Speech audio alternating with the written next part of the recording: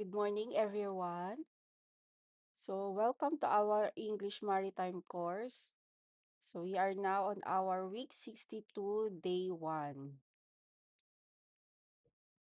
So, Today, I'm your instructor, Elaine, for our discussion.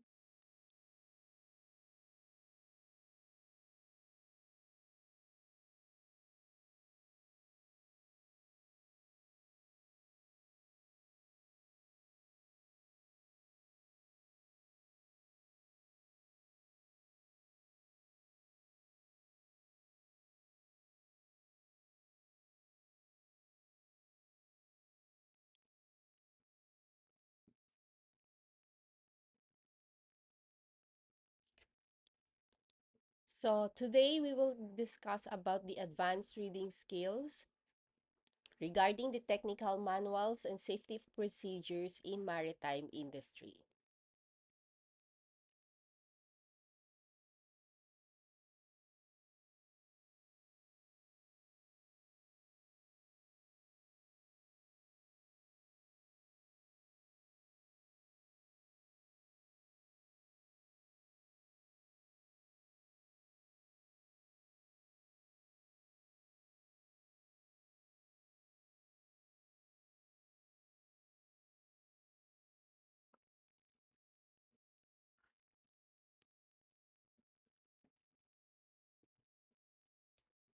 This is about the advanced reading skills in the maritime industry that are very essential for interpreting some complex technical manuals, safety procedures, and international regulation to ensure the crew and the vessel safety. Unlike the casual reading, this requires a methodological approach that combines a specialized vocabulary. It also helps the ability to apply information directly to the onboard operations. First, I have here some key skills for advanced maritime reading. First is about the command of specialized vocabulary and terminology.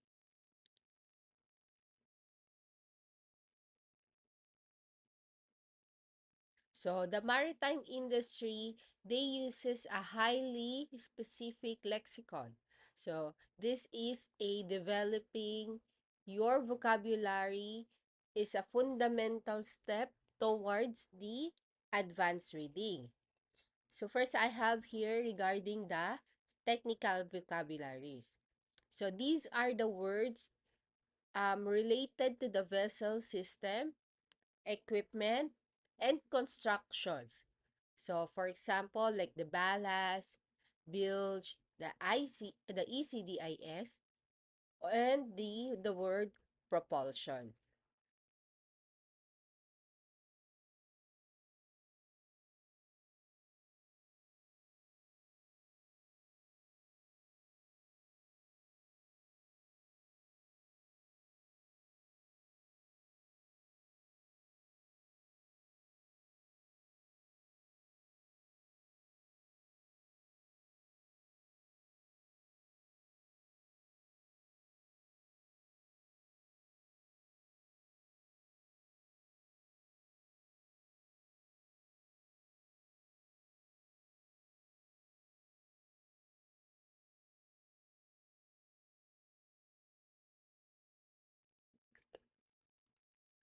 Another one is the safety specific vocabulary.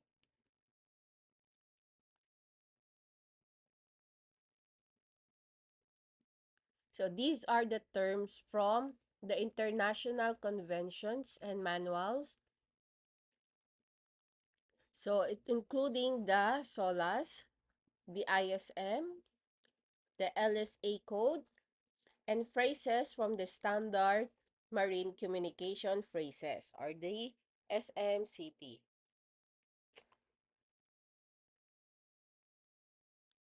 We also have some semi-technical and core vocabulary. So these are the words that may have a different meaning in maritime. So contextual understanding is the key to avoid the misinterpretation.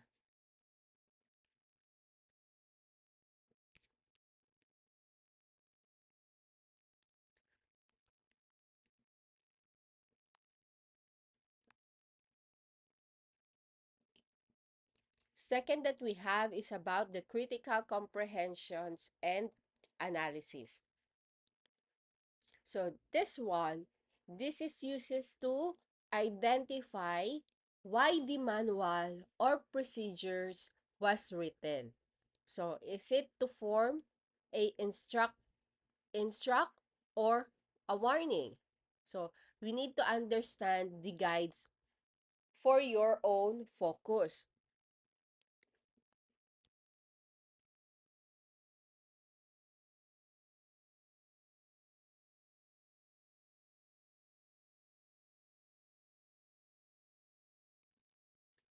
So advanced reading goes beyond simple understanding. So this time, it requires a deep analysis of the text purpose, implications, and underlying message. Next is to construct the meaning from the factual text. So technical and safety documents are fact heavy. So focus on the accurately interpreting interpreting the instructions and data provided. Next is analyze the features. So pay close attention to the structural elements like the headings, the tables or figures, and footnotes. So these features are often critical for quick reference and for understanding the complex information.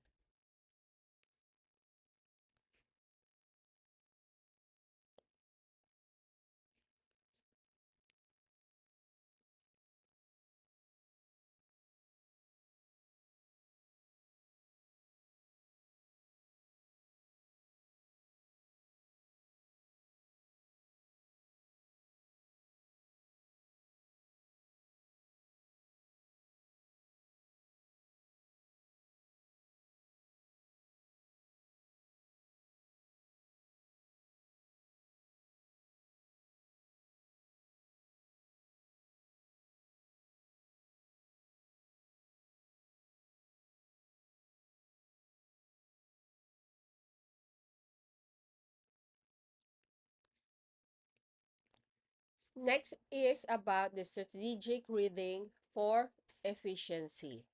So professionals at the sea, they often need to find critical information quickly and under pressure.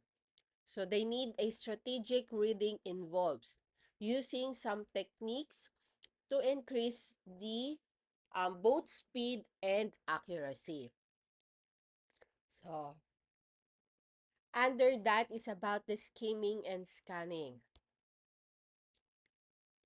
So use these methods to rapidly locate specific information or get a general overview of a document. Next is active note taking.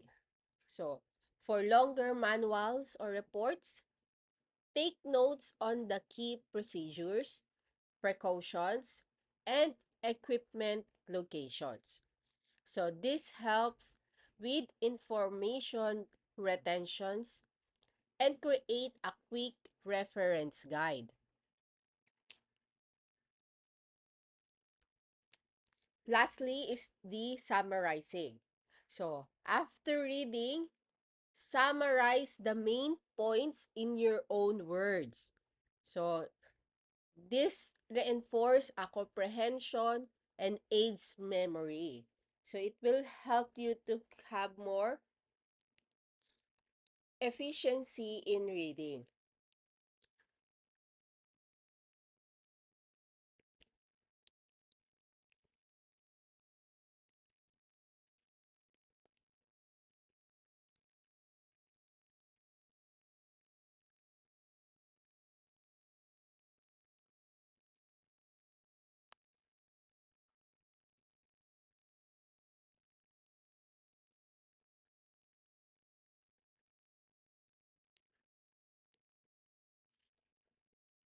Okay. The next one is about the contextual application of knowledge. So, maritime technical manuals and safety procedures are not read in vacuum. So, advanced readers must connect the written information to the vessel's actual operational context. So, to understand more, I have here related text to practice. So, says are link the written safety procedures to the physical equipment and lay out on your specific vessels. So for instance, you need to understand where the life-saving appliances or the LSA code descriptions apply to the lifeboats on your ships.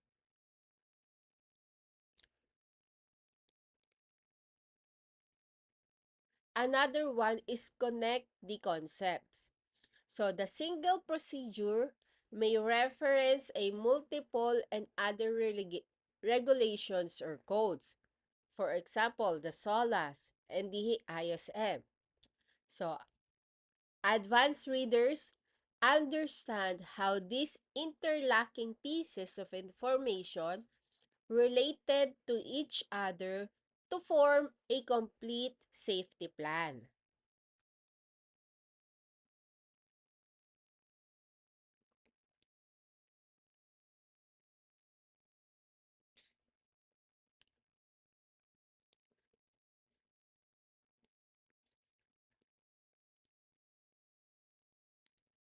So next is about the visualized procedures. So mentally, you will walk through the steps of a procedure, such as the enclosed space entry permit, so as described in the manuals. So visualization can help identify a potential issue or a missing steps.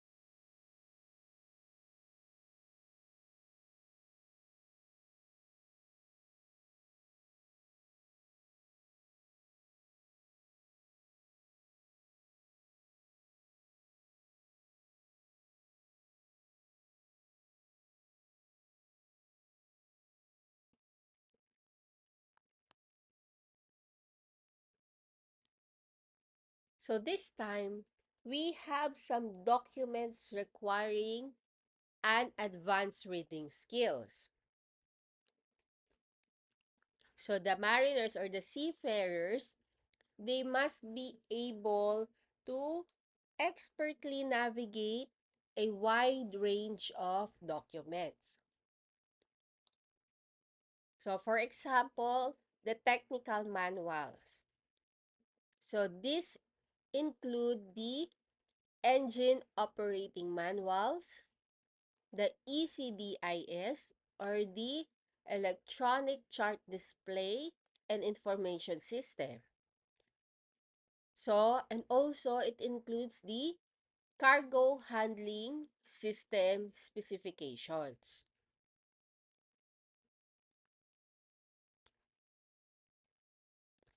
So, every details on some point they need to um, it requires the advanced readings in terms of these documents.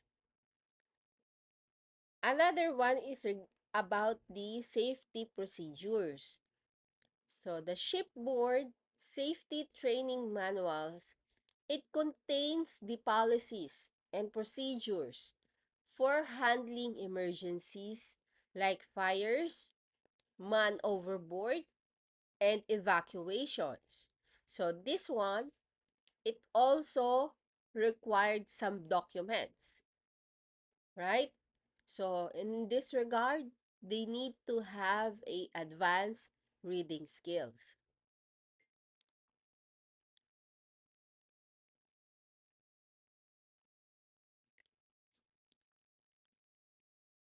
Another one is the international regulations and codes. So the key documents like the International Safety Management or the ISM code and the Safety of Life at Sea or what we call the SOLAS, they required a high level of comprehension to ensure the compliance and to to avoid the misunderstanding.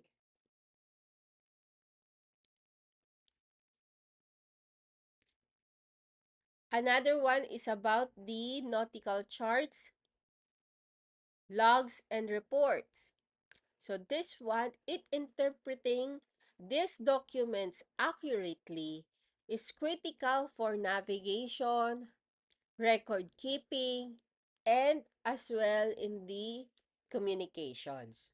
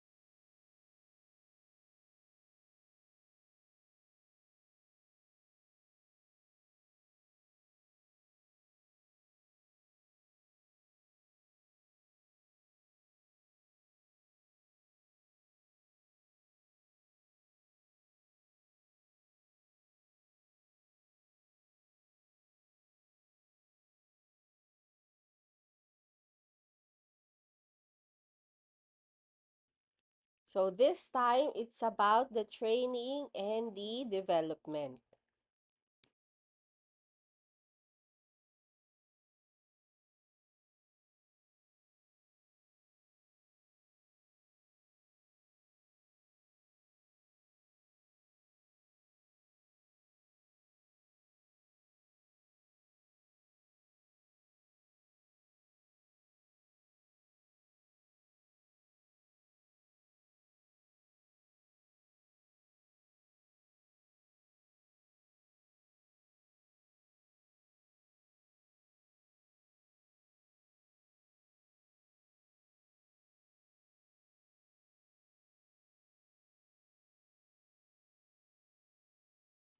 So training and development.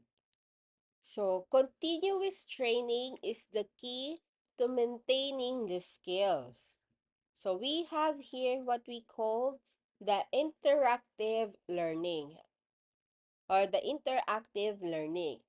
So this method is like a team-based learning and role-playing that can help the mariners or the seafarers practice applying their reading comprehensions to a realistic scenarios.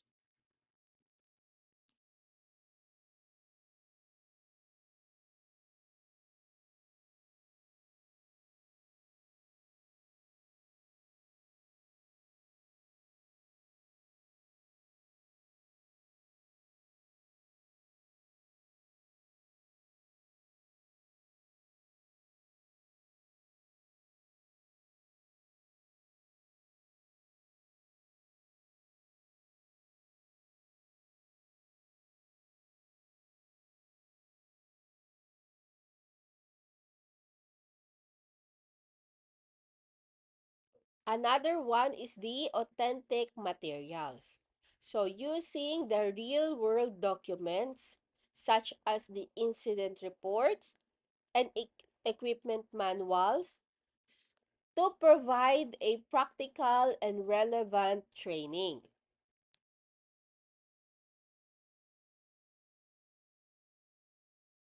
We also have here a technology assisted learning. So software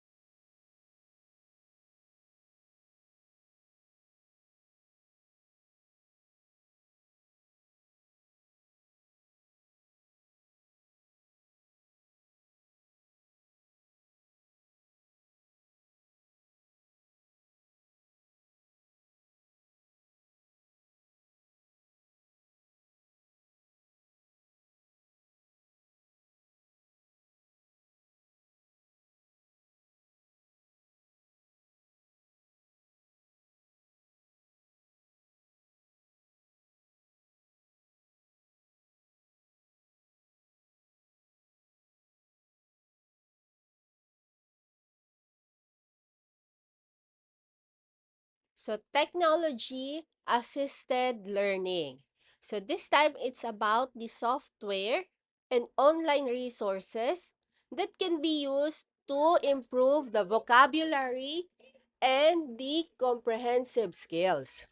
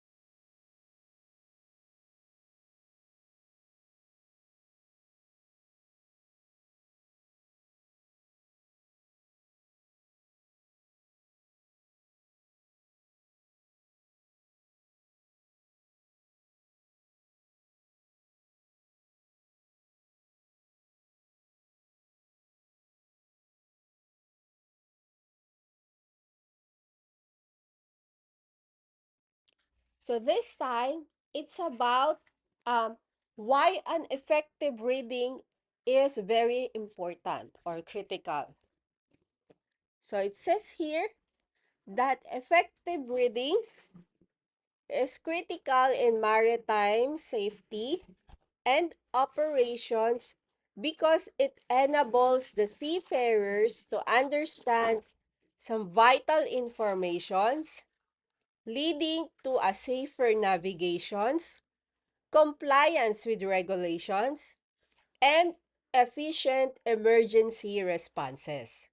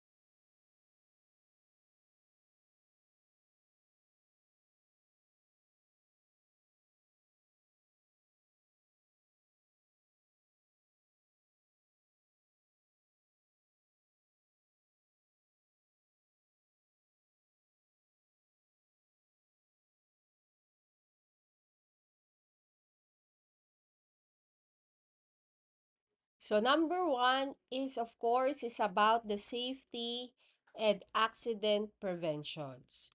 Or we can say it's about the safety and operational efficiency. So the seafarers, they must have and accurately read and understand the navigation manuals, safety regulations, and operational guidelines to prevent the accident during the daily duties.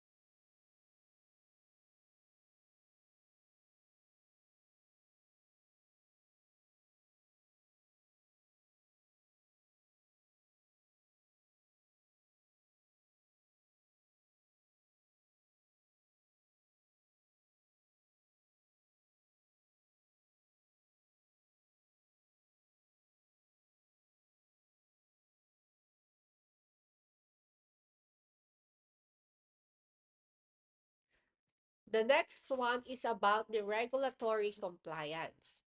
So international regulations such as the SOLAS or the safety of life at sea, they mandate a clear and accurate communications.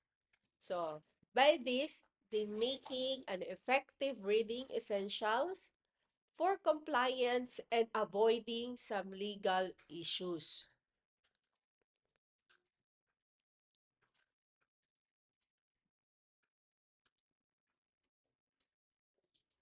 So the maritime industry, this is constantly evolving with the new technologies and techniques that requiring a continuous learning.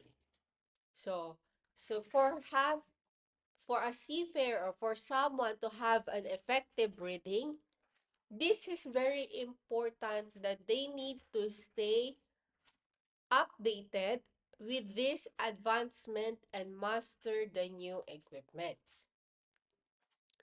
Next is about the emergency preparedness.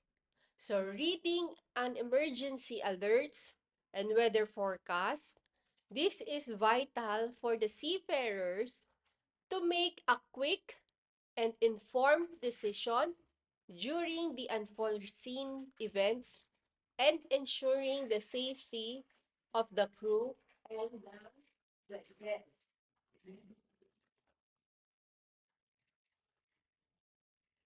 So by analyzing some complex informations from various texts such as the reports, charts, enhances the seafarer's ability to make sound, critical decisions and during the high stakes situations.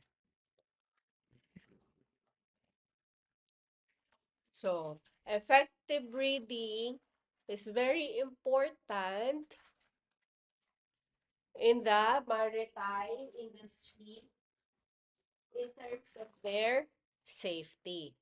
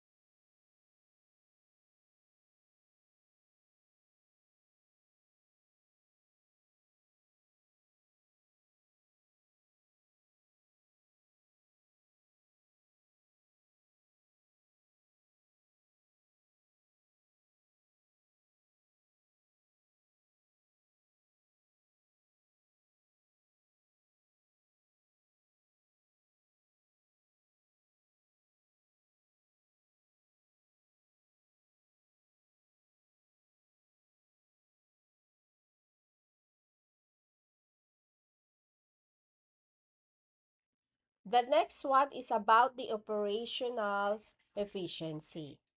So this one, it's about the clear communication. So facilitate by effective reading of procedures and instructions. It prevents the misunderstandings and delays and ensuring that the smooth operations, cargo handling, and port approaches according to the research gate.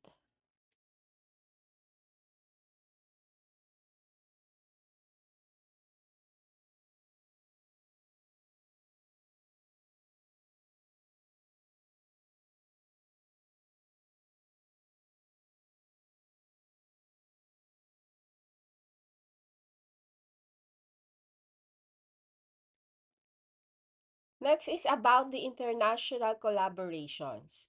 So, as a global industry,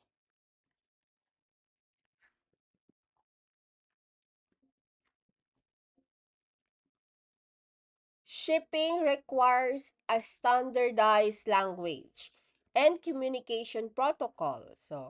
So where the English proficiency is the key for the seafarers from diverse backgrounds and cooperate effectively.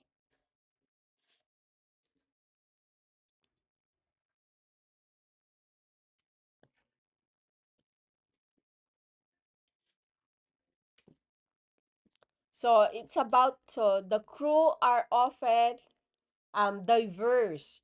So reading skills, it enables the seafarers to effectively receive and convey informations, bringing language and cultural barriers of fostering a cohesive team environment.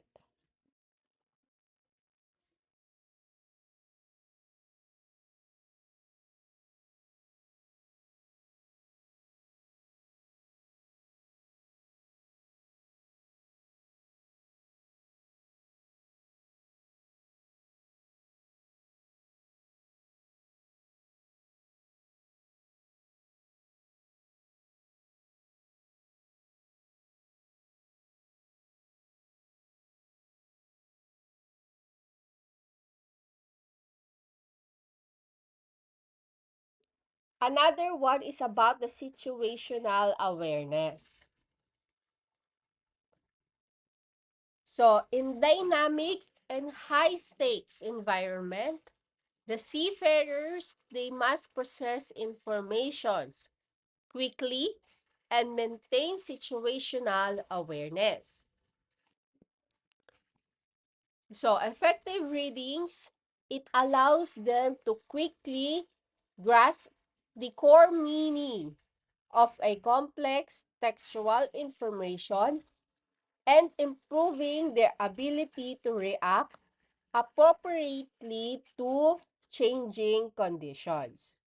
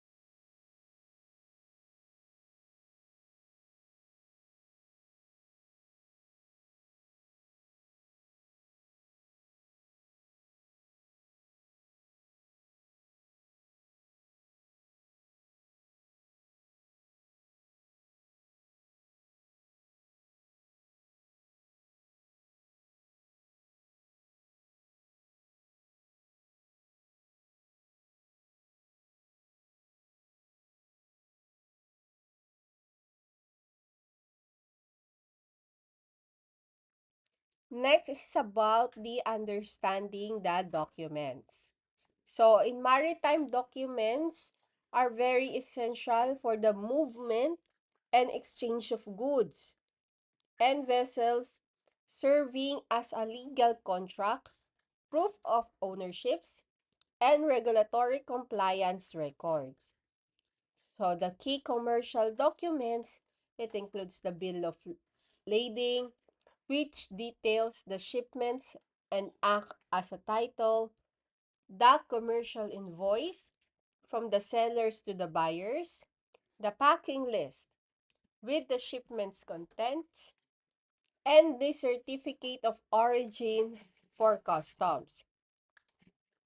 So, crucial safety documents include the Safety Management Certificate, or what we call the SMC, for a specific shipment, and document of the compliance, or the DOC, for the operating company, just to ensuring the adherence to the International Safety Management, or what we call the ISM code. So first is about the legal and regulatory documents.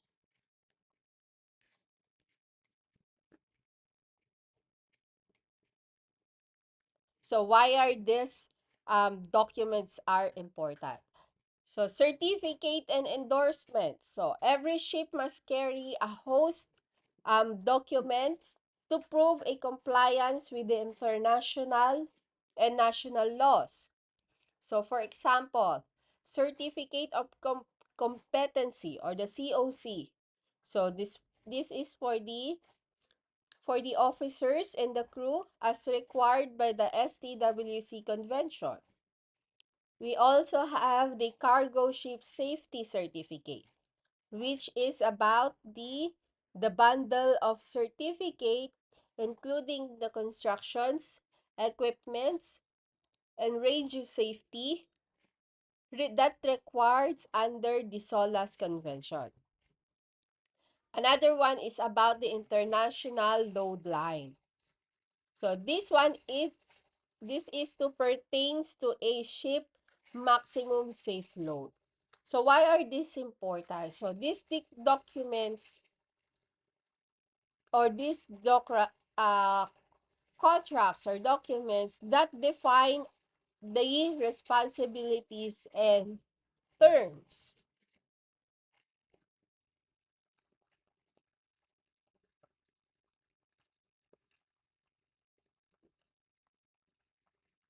Another one is for the safety and environmental compliance. So we have here the ship security plan. So, as required by the International Ship and Port Facility Security or the ISPS code.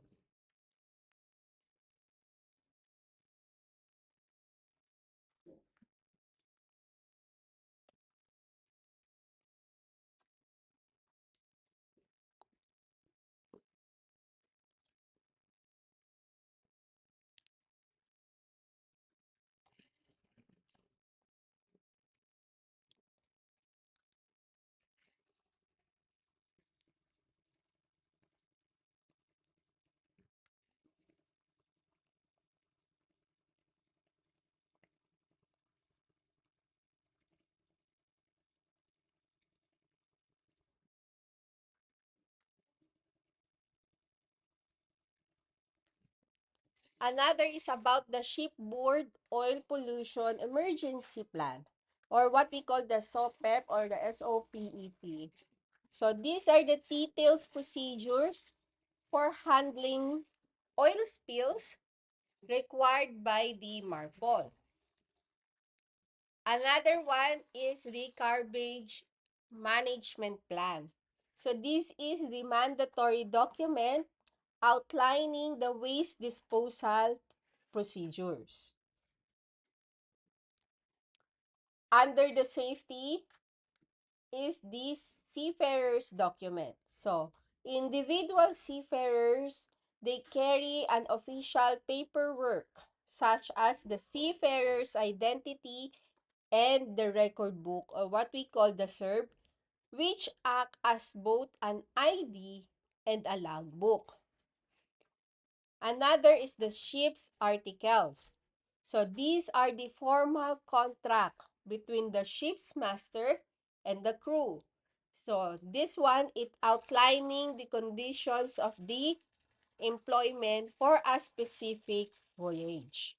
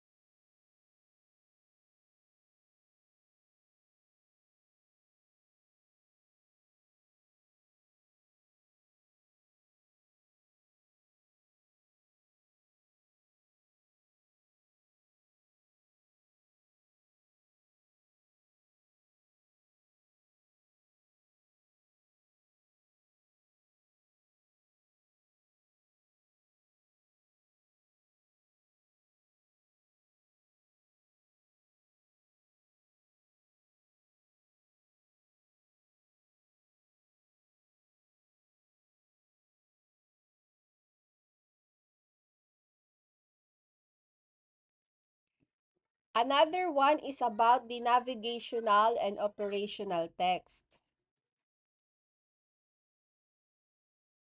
So we have here the nautical charts and publications. So this is about the navigating officers regularly consult these texts which are often digital today. We also have some nautical charts. So this is shows water depths, navigational hazards, coastlines, and aids to navigations. We also have some nautical almanac. So this is the publication containing astronomical data used for celestial navigations.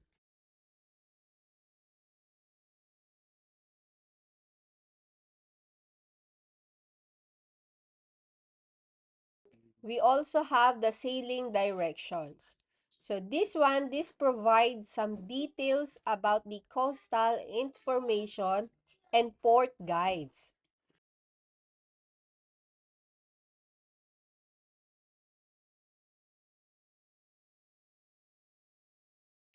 Next is the notice to mariners or the notice to the seafarers. So this is the regular updates on changes to the charts and publications.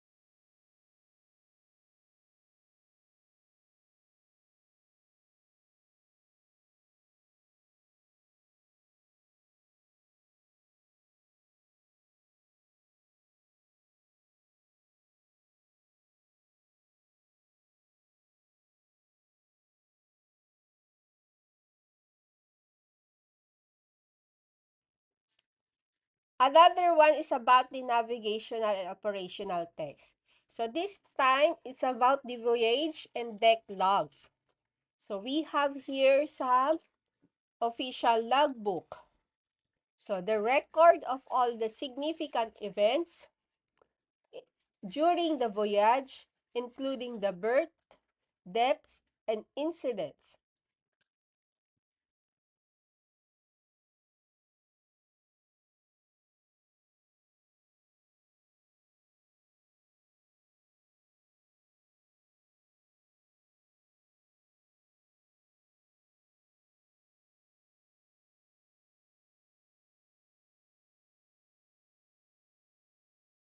We also have some bridge and deck logbook. So these are the details records of a navigations, weather, and positions and other operational data.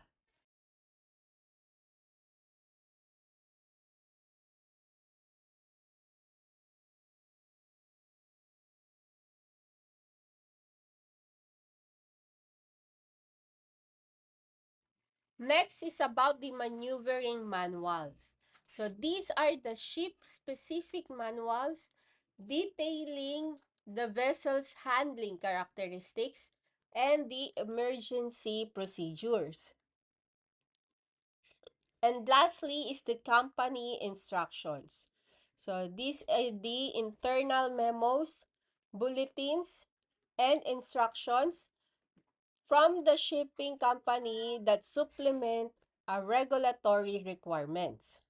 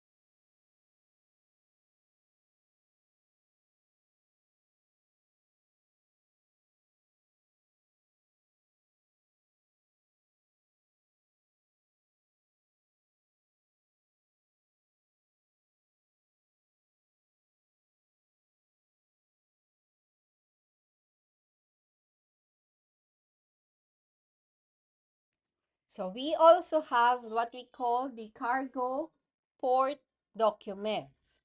So this one, it's about the bill of landing or BOL. So these are the most critical cargo documents serving as a receipt of goods, evidence of the contract of carriage, and a document of the title to the goods. So these are the contract between the shipper and carrier that serves as the receipts of goods.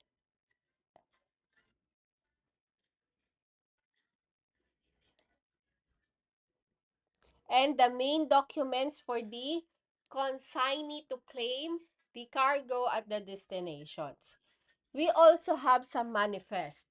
So this one, it's about the list of all cargo on the ship. So this includes the details like the quantity, consignee, and the shippers. So for a dangerous goods, a separate dangerous cargo manifest is required.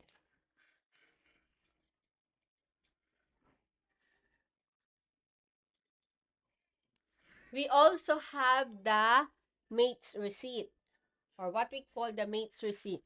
So this is designed by the chief mate upon receiving the cargo on board, acknowledging its quantity and apparent conditions.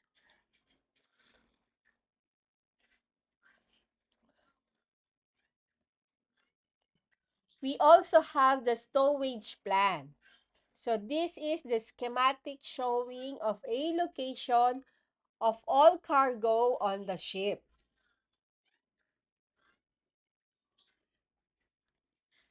We also have what we call the statement of facts or the SOF. So these are the detailed record of all events, times, and delays during the cargo operations in port.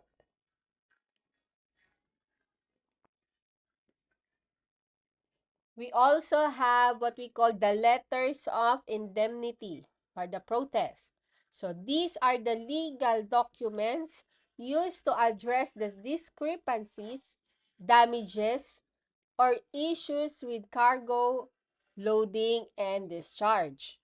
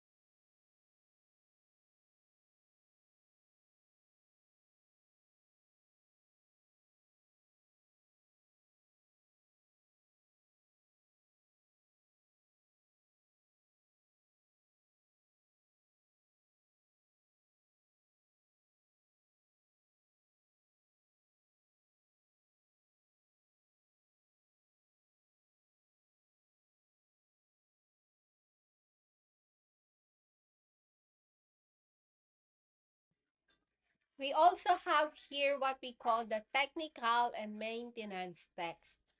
So this one, it's about the instructional manuals. So manuals for all equipments on board, from the main engine to auxiliary systems, and bridge and electronics.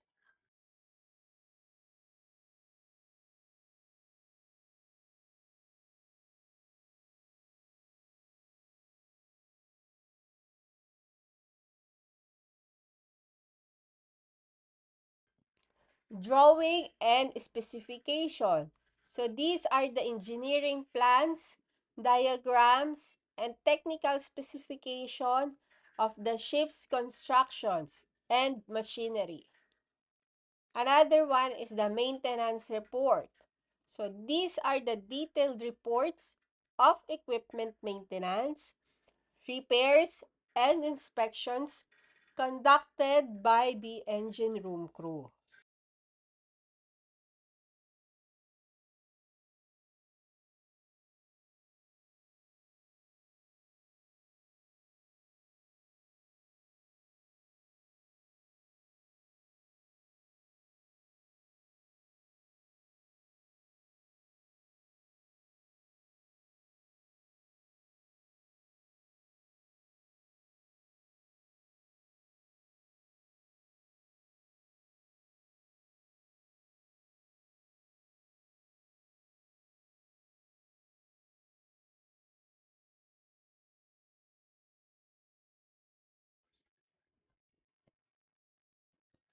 So next is about the practical techniques for technical reading.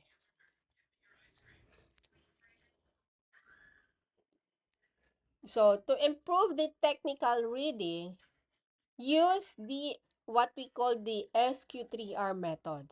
So these are the survey, question, read, recite, and review. So by skimming the main ideas and headings, asking questions about the content, reading actively by taking notes and highlighting the key sentences, and then reciting for summarizing your understanding. So, additionally, break down the complex topic. Make a connection to know informations, define the unknown terms, and discuss the material with the others to solidify your comprehensions.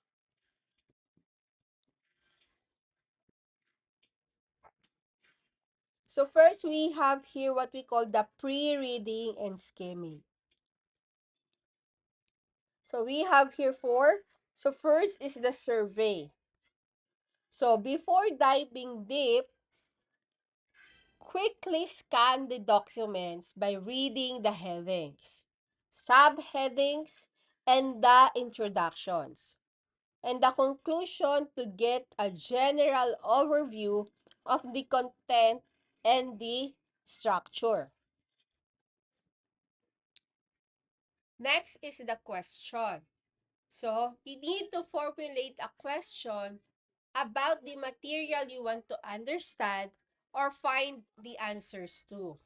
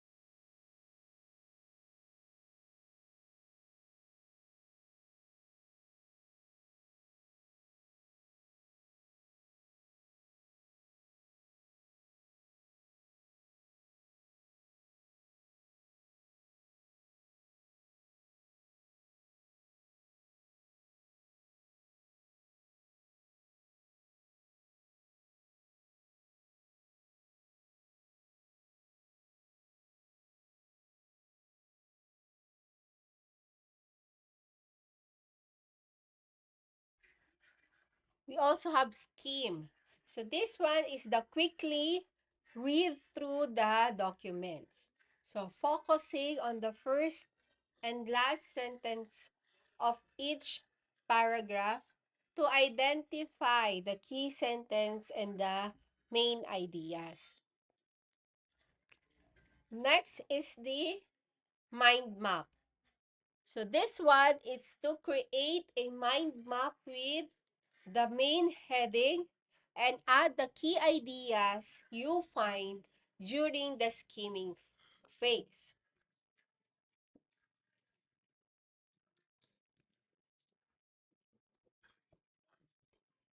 So next is, if we have the pre-reading, next is we have the active reading.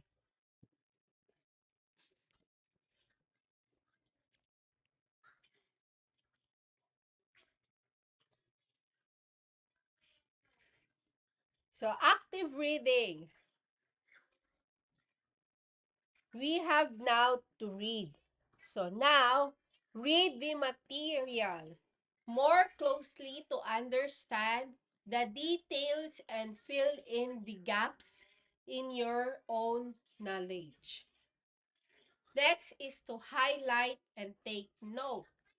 So, highlight the key sentences and use the notebook to write down the key concepts, definitions, or your own paraphrases for the text.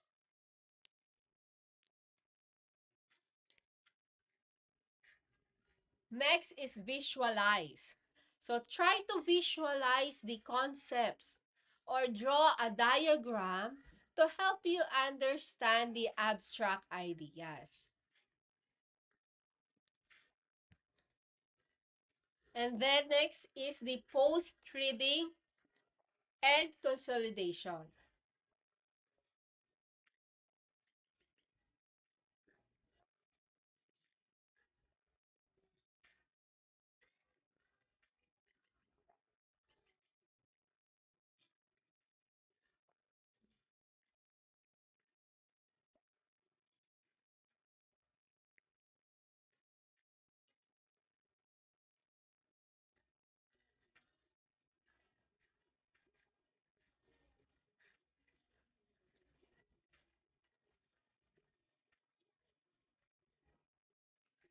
And lastly is about the define the terms.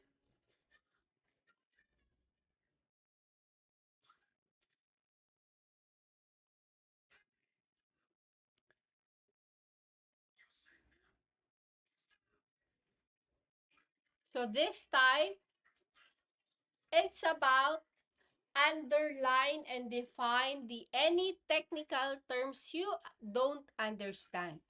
So this one, it will helps you to improve your comprehension of the specific terms, specific field.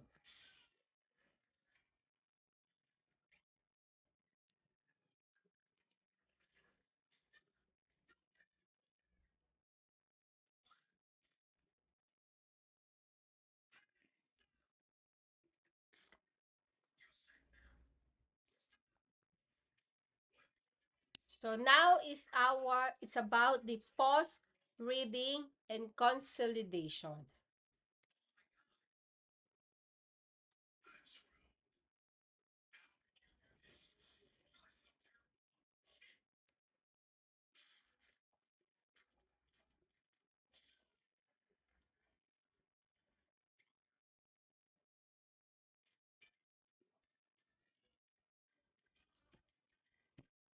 So we have here, now you have to recite. So meaning, try to explain the material in your own words. So it's either verbally or in writing. So this time, it will help you to consolidify your understanding. Next is review. So go back over your notes, mind map, and the document itself to review the information and check your understanding. Next is to summarize. Summarize your overall understanding of the material in writing. Okay? And lastly is to teach. So this one is to a way of explaining the material to someone else. So this is a great way to test and improve your comprehensions.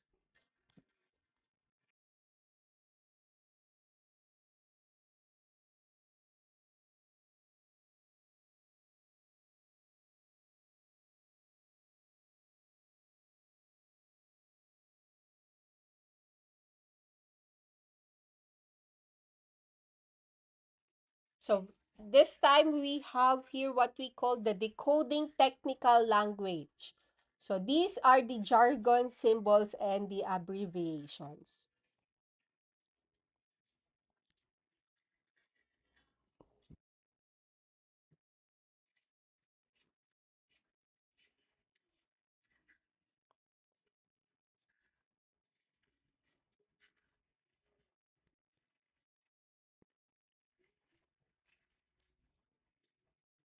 So the decoding technical languages, it involves the understanding. It's the three primary components. So we have the jargons, the specialized vocabulary of the professionals. We have the symbols, which are the graphical representations of concepts or units. And lastly, the abbreviations or the acronyms. So these are the shortened forms of words. Okay? So to decode this, you must first define the specific field. So as term, we can have a different meaning across industries. And then use these resources to professional glossaries, company-specific dictionaries, and context clues to grasp the intended meaning. So first, we have here the jargons. So what are these jargon, or what is this jargons? So the jargon is the technical or the specialized words and phrases used as a specific group or professions.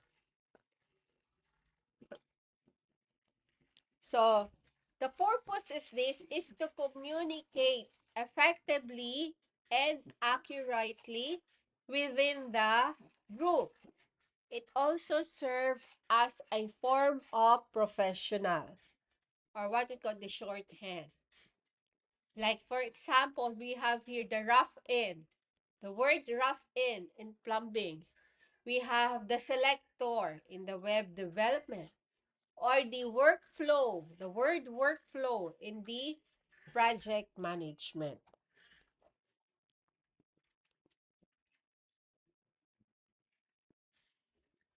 Next that we have is what we call the symbols. So as I said earlier, these are the graphical representations that stands for a specific concepts, units, or functions. So the purpose is to provide the concise universal way to convey informations. So for example, we have the mathematical symbol, the plus and minus signs, the units of measurements, the feet, or the foot, or the pounds, or the the common icon in user interfaces.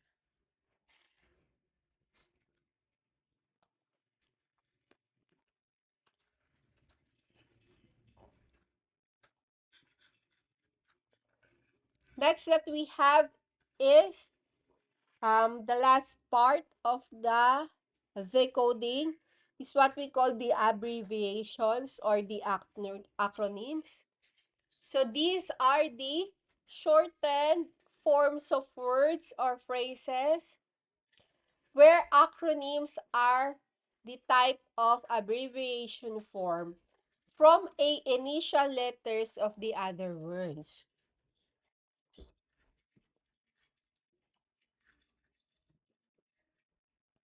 So this one is the uses this is to shorten the terms. So making them to quicker to write and say. And for some people they memorize it quickly because it shortened. It is in the shortened form of words. Like for example, we have here the CMS, stands for the Content Management System. The DNS, the Domain Name System.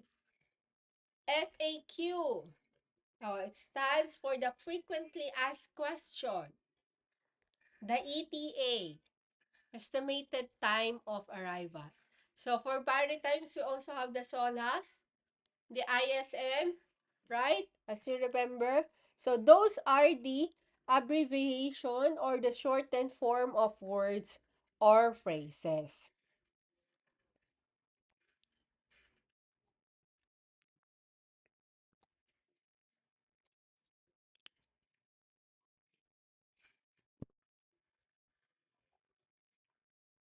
So so this will be the end of our topic.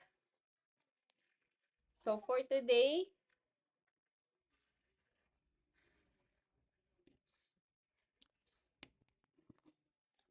so I hope you learned something for the day, and we will continue our discussion for our next meeting. So it's still about the